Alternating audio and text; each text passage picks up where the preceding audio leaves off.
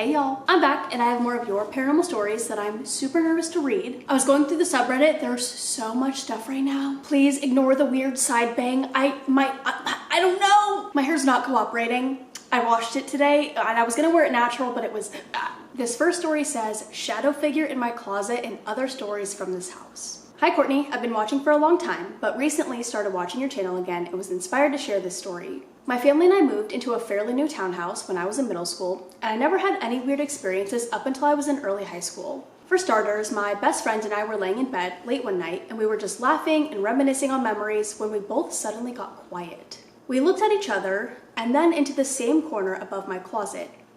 I kid you not, there was a shadowy figure that looked as if it was mounting the wall. I don't know how to explain it other than the way the mother is in the movie Hereditary. That's terrifying. Which, this happened before the movie came out, but the scene where the mother is in the corner of the ceiling staring down at the sun reminds me of this exact moment. Anyways, we both just stared at it before confirming that we both saw it. We were too terrified to move because if we wanted to run out of the room, we would have to walk past that corner. We just huddled up with each other and eventually somehow we fell asleep. How? So with that being the first time I saw it, this happened about a year or so later. My mom was walking up the stairs to her room. My room and my parents' room were the only doors upstairs, and I was following behind her. I suddenly got a weird dizzying sensation and stopped to regain my balance. When I looked up, my mom was gone. It had only felt like seconds, but I called out for her and she responded sleepily from her bedroom. I went in there and asked her how she had gotten into bed so quickly. She replied and told me she had been in bed for a long time and she hasn't been up. At first I thought she was fucking with me, but I quickly realized she was just as confused as I was. I turned to leave and I go into my room when I saw a tall, dark figure dart past me and into my small closet, which was open at the time. I was terrified to say the least, but I went and shut the closet door and put on a lighthearted show and tried to go to sleep. It was around this time that I started having the most intense sleep paralysis and night terrors. I won't get too much into the details, but it became a nightly event. Some of the things that happened included a burning man running into my room screaming in pain, a shadowed figure coming to sit on my chest and choke me, a shadowed figure who would pace back and forth in my bedroom, and my mom coming in the room and I would feel relief. However, it was not really my mom, it was some entity that resembled her but would morph into a nightmare. I started to actually think I was losing my mind. This eventually subsided when my boyfriend moved in with us and I stopped sleeping alone. I haven't had any sort of sleep paralysis since then, and now I've moved into a new house and I haven't had a single paranormal experience. That is insane. Why is it like flipping out? Like, what is happening with my... The last story from this house might not seem very paranormal, but with the context of these other stories, it always makes me wonder. I was in bed with another one of my best friends when the ceiling light fell and shattered all over the bed, and my friend and I. The light bulbs hadn't been changed in a while, so it's not like it wasn't screwed on properly. It straight up just fell and landed almost on my head. It just barely missed me. There's not a single explanation that I can think of. Oh, what? I did research into the house and the surrounding property, but I could never find anything that would explain the paranormal phenomena. The only weird thing was that there used to be tenants of our building that made meth in the house. It was raided by the DEA and they were kicked out. That's insane. There was some weird residue around the vents that we had to clean when we moved in, but other than that, there weren't any problems that could explain the supernatural activity. Side note, I also did have the only flickering lights in the house, and no matter how many times the light bulbs were replaced, my ceiling light constantly went on and off. But that can be explained as faulty wiring. This house was in a suburban area, which also makes the meth lab so much crazier, as it was in no way a neighborhood that you would expect to find your neighbor was manufacturing meth in their bedroom. That concludes my strange string of events, and I hope you enjoyed reading it. If you do, it's been a while since all of this happened, but I do remember it quite vividly because it was absolutely chilling. I've always been obsessed with the paranormal, but never experienced anything other than living in that house. I would also occasionally hear people calling for me when nobody was home, and I also remember hearing the door unlock and open, but when I came downstairs expecting to find my dad, the door was locked and nobody was home. Yeah, we're done with that one, thank God. No, because right off the bat, the thing mounting your wall, like, was it climbing or was it just like sitting in the corner of this? Like, I don't even want to picture it. This next one is fairly long. It says, SW in my room and seeing ghosts of people I never met. I kind of skimmed this one, but I really don't remember what it's about and I'm scared. Hey everyone, my name is Kaya. I don't think this will end up in a video, but I've had some really wild paranormal and spiritual encounters in my life. I'm going to share a couple of those experiences with you because they're just so wild. Feel free to read one or both of them. I have so many more stories to share as well, but these are my longer ones. Story 1.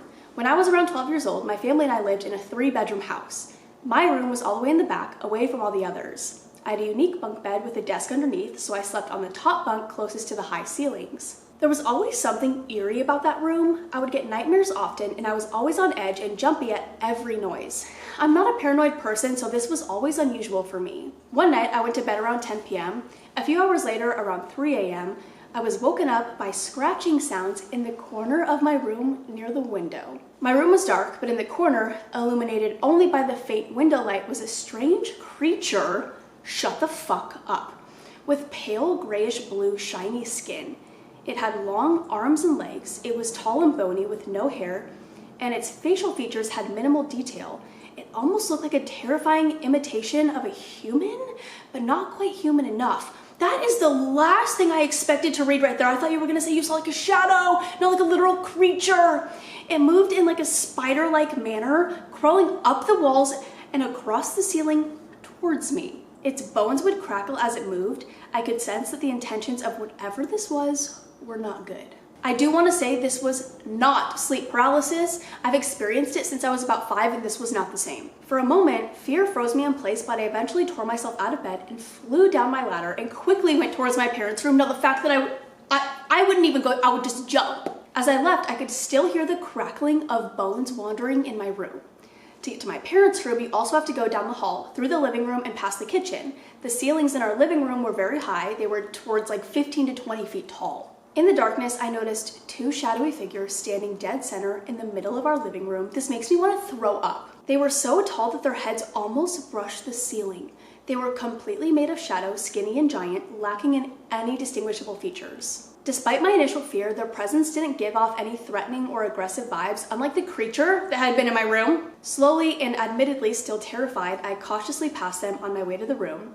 The creepiest part is that their heads turned 180 degrees to watch me as I passed them, but their bodies were frozen still like statues. When I reached my mom's room, she brushed off the eerie encounter as a nightmare, but she kindly let me sleep in her bed that night.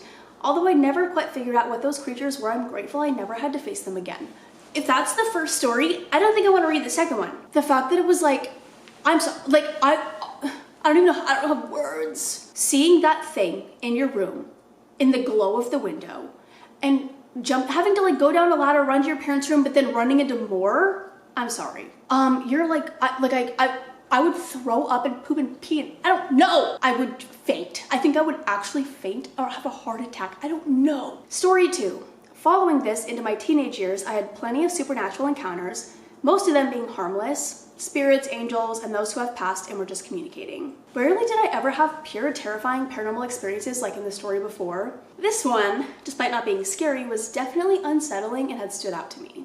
During my childhood, I would spend summers at my grandmother's house where my dad also lived at the time. One day, as I walked out to the driveway, I saw my dad sorting through his truck. He had both doors open, focusing on finding something he had lost under the passenger seat. As I greeted him, I noticed a man standing near the driver's side door and assumed he was a friend tagging along. The man was just peacefully watching my dad perform his task, keeping him company. After exchanging a quick convo with my dad, I smiled and waved at the other man, who wordlessly but kindly acknowledged me back. He had given me a very warm and loving smile with a head tilt and a wave. I assumed my dad was just too preoccupied in the moment to introduce us, and I figured we'd get around to that later, so I walked back inside. Shortly after, my father came inside too. When I asked him about the friend he was with earlier, he seemed confused. He insisted he had been completely alone the entire time. We didn't think much of it at the time for some reason. But the next day, I came across an old photo on a shelf in my grandmother's room. It was a photo of my father who was standing next to the man I had just seen by the truck. They were looking at the camera, smiling and holding up a large fish they had caught. In the dated photo, my father had clearly looked younger. I'd say he was probably late 20s at the time, so it'd have to be around 30 years ago. The two looked similar, however, the man in the photo looked to be a bit older than my father. However, when I saw this guy yesterday outside my grandma's, he still looked the same age as in the photo taken 30 years ago. When I showed my dad the photo and shared my experience, he explained it was actually a photo of him and my late grandfather. The thing is, my grandfather had passed over 15 years before I was born, 10 years before my dad had even met my mother. Beautiful and terrifying all at once. That is like, I don't know, it's so sad. It's like so sad, but it's also so heartwarming. Like he came to say hi, like you got to meet him, I guess. I don't know. I used to see spirits all over my grandmother's house. They were never threatening, although I will say they each had their own personality. Some were more standoffish than others. We live in a very historical town, and my grandmother's house was one of the oldest in our city. We kind of believed that the spirits I would see were people who had lived there prior. In our garage, my dad and I would often see spirits or ghosts of a father and his young 5-ish-year-old daughter. The male spirit would often seem protective of me, watching me if I ever went out front alone at night and appearing if I was ever home alone. The male spirit would also like to mess with my dad's tools while my dad was working out in the garage. He would move items, almost like he was trying to use the tools. The little girl was very playful with me, but shy towards my father. She would hide in corners and giggle when he passed. Wait, that's like so cute, I don't know why. My grandmother would always read her Bible in one specific chair in the house. At times, while she was reading her Bible, a teenage girl dressed in old Victorian-style clothing would appear to be reading the Bible with her over her shoulder. She always seemed pleasant and elated. Wait, you have like the nicest, wait. These are such cool experiences, I'm sorry. When I was in about 3rd grade, we would have short days where I would get off school before any of my siblings or parents. On those days, I would simply stay home alone until my parents got home. On this particular day, I had rushed into the house super fast because I needed to use the restroom. I ran inside, locked the door behind me, and rushed to the bathroom. In my hurry, I didn't close the bathroom door completely, and it was cracked ever so slightly. From the living room, I hear a growl from one of my 3 dogs. I look up to the bathroom door to see the doorknob turning very slowly and the door close by itself. They're like, I'll give you some privacy. I freak out and get up, noticing that all the dogs were in the living room staring towards the bathroom I was just in. Then I run to my room and pick up my baseball bat, a reasonable reaction for a 9-year-old. I checked every room in the house and found nobody in there. I made sure the dogs were fed, then went across the street to my neighbor's house for the rest of the day. I refused to be home by myself after that incident. Nobody believed me. I believe you. I can't even get over the first story. I absolutely cannot. Okay, we're gonna read one more. This says, shadow person crawling up the edge of my bed, which is exactly what I need to read right now. Hi, I've been considering sharing my stories for years now, and I finally gained the confidence to do so. I've experienced seeing shadow people for 5 years at this point, and every time it's happened, it scares the absolute shit out of me. I think this is less of a my house is haunted kind of thing and more of a I'm definitely the problem thing, but who knows at this point. I'm sorry, don't come near me. The first story was when I was going to sleep one night. I was cuddled up with my blankets and on the verge of falling asleep before I was woken up by a chill running down my spine. It was so terrifying it woke me up from my sleep and caused me to feel legitimately sick to my stomach. I have a fear of vomit, so I stayed in bed for a few more seconds and tried not to move with the fear that if I did, I would lose my dinner. That was until I felt a hand wrap around my foot from over the bed sheet. It wasn't directly touching me, but it felt like someone trying to grab me from between the sheets, if that makes sense.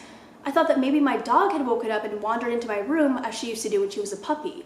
So I sat up, and that's when I saw it. A white figure with a large open mouth crawling up the side of my bed with its hand wrapped around my foot. It was getting on top of the bed when it realized I was awake and looking at it, to which it got off the bed and slid under it. Its movements were like a snake. I called my mom once I had recovered from the shock and had her sleep with me for the rest of the night. It went under your bed? Why did it go under, I don't, what was it gonna do if you didn't see it? What was it gonna do if you weren't awake and watching it? Another story, this one is when I was fully awake. Oh, I can't wait. I had been finishing some work on my computer one night, and because I didn't have a desk, I was sitting on my bed. My room is pretty small, so in the corner of my room when I was younger, I used to have a box of littlest pet shop toys that I'd collected and kept in a Ziploc bag in that box so I wouldn't lose them. I had quite a few of them, even more now, so the bag wouldn't ever close, and the edge of it just kind of hung out of the box. While I was working, I heard rustling from the corner of the room, and again, thinking it was my puppy trying to eat my things, I turned around to check. Instead of my dog, I saw a large black shape slip out of the bag of toys and move towards the curtains of my window. That was followed by the entire bag of toys falling and scattering around the room. I picked them back up, and when I realized that the black shadow that fell out of the bag wasn't amongst the toys, I panicked thinking it was a bat. I have a long-running hyperfixation on rabies, and the thought of a bat in my room scared the shit out of me, so I called my mom and refused to go back in until she checked it out. She turned my room upside down, but there was never anything in there. I tried to rationalize it with my eyes playing tricks on me, but that doesn't explain why my toys fell on the floor. I have more stories if you enjoyed these ones, though again, I think these are more of a me problem than a haunted house problem. I would love to hear your other stories, but also, I'm sorry, all of these had like a weird fucking creature and they were all different. All the creatures were different. That's what's getting me. Like, I'm not just gonna be scared of shadow people anymore. I've got a million things to be scared of. Well, that is all I have for now. I hope you guys enjoyed. If you have any creepy paranormal stories you want to share with me or the community, I will have my subreddit linked down below. I'm gonna be honest, I don't think I have any rambling to do. I'm being so for real with that one. Like, I know I always say that and then I have stuff to say, but I really don't. So I think I'm just gonna end the video here. I'm sorry, no chit chat today. But I love you guys so much. I will see you in the next one. Bye.